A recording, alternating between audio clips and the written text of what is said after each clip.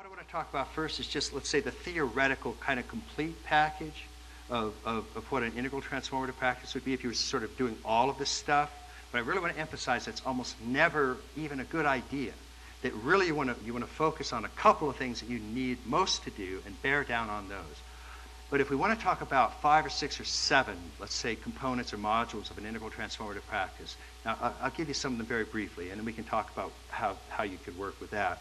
And of course, we're going to be putting this up on the Integral website, and we'll have it as part of Integral University. In no particular order. One, of course, is a spiritual or meditative component.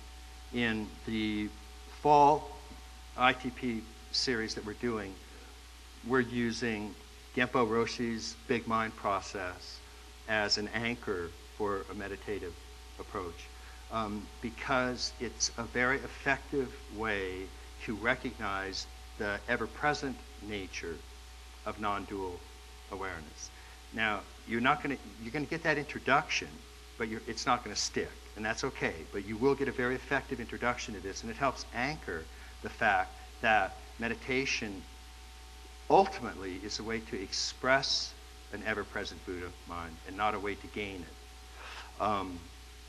So that's one module, and in the meditative component, though, you can really have whatever you're comfortable with. It could be centering prayer. And incidentally, we work with Father Thomas Keating, and we have many meditative traditions are part of the integral network that we're building for people that want to use any type of meditative or spiritual practice. So you can use TM, you can use Vipassana, you can use Zikr, you can use mantra repetition, you can use prayer of the heart, you can use centering prayer. Whatever works is fine. We prefer that you try to pick sort of a tradition that has a history, only because lineage mind is a kind of a scientific checks and balances process. It's worked for generations. There's probably something to it. But whatever works is okay. So that's one module. At the other end, so to speak, is a physical module. And there, what you want to do is work on the actual physical gross body. And that includes everything from nutrition to multiple vitamins to physical exercise. Weightlifting, in particular, is sort of the gold standard here because studies consistently show that about 6 months of resistance training, that's to say just 30 minutes 3 times a week, will turn back biological aging markers an average of about 10 years. It's the single most effective thing you can do to change your physiology. Huh?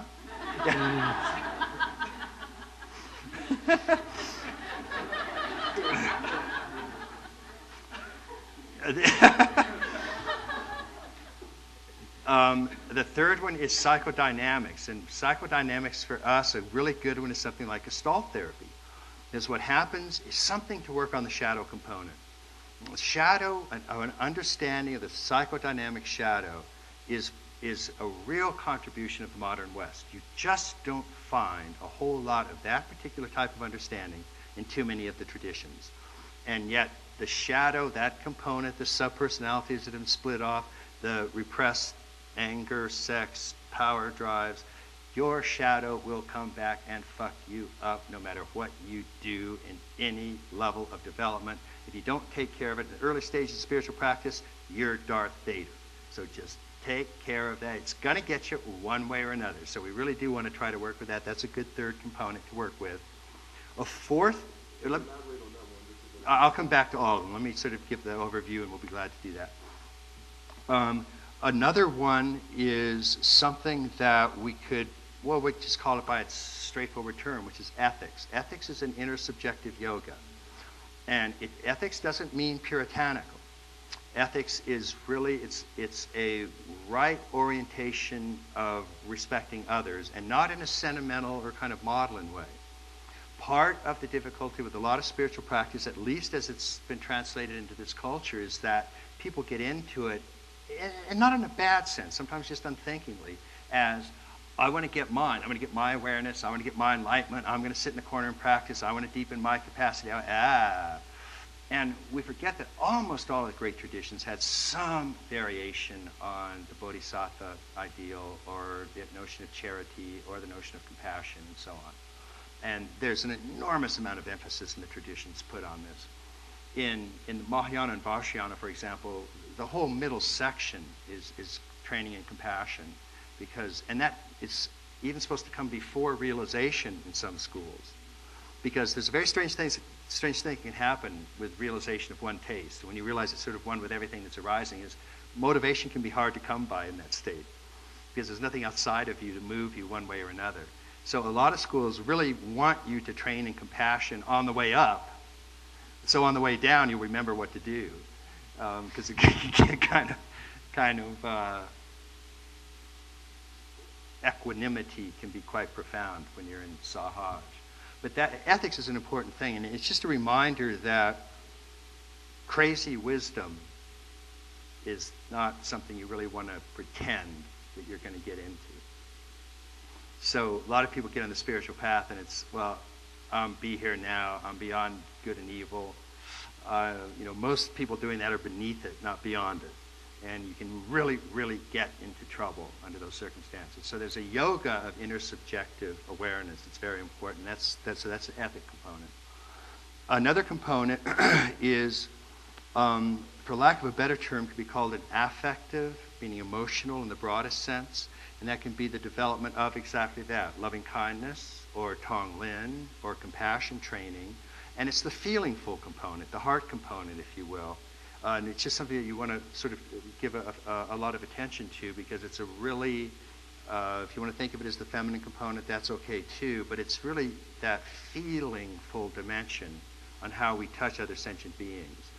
It's important in conjunction with the ethic component, because in a certain sense you really are holding that paradoxical realization, which is that there are no others to save, and therefore I have to dedicate my life to saving them and liberating them. And it's a very delicate balance there, and compassion is the link between those. So that's very important training.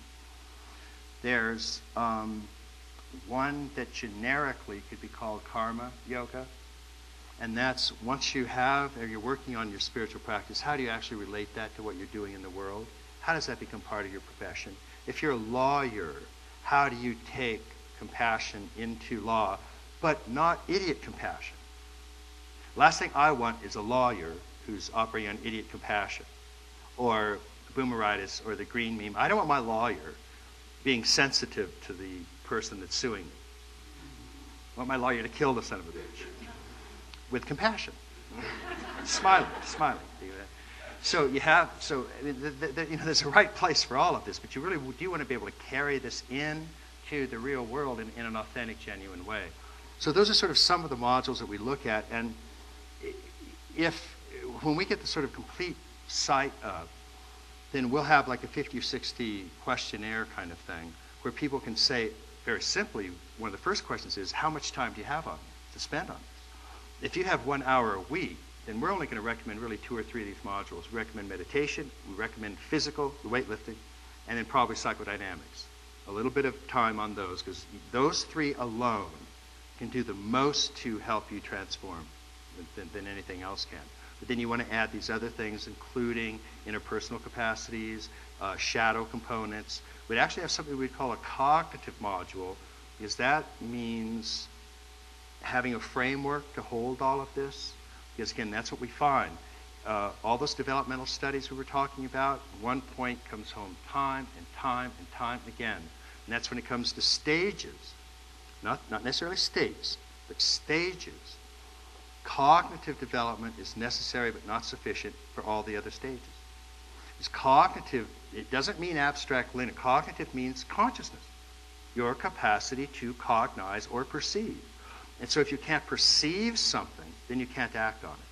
So that's why cognitive, and we do this straight out of empirical studies, cognitive development is necessary but not sufficient for interpersonal development, which is necessary but not sufficient for moral development, which is necessary but not sufficient for the development of ideas of the good. This has been over and over again, we find these kinds of relations. So cognitive just means, well, read my books, of course.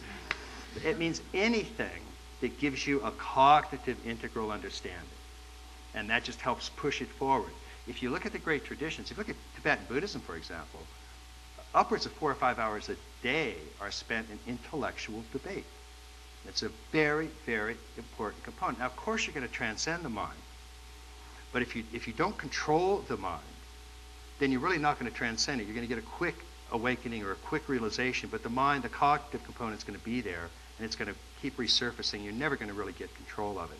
So by really exercising the cognitive mind, you can then set it aside. But you have to have that muscle exercised, or it's just going to be there kind of messing you up.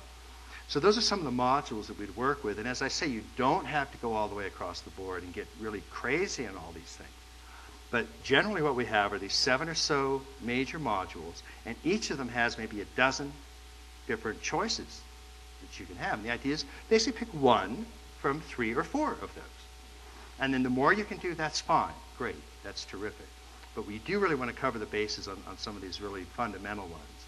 And the karma yoga is the one that connects, in a sense, to all those other domains.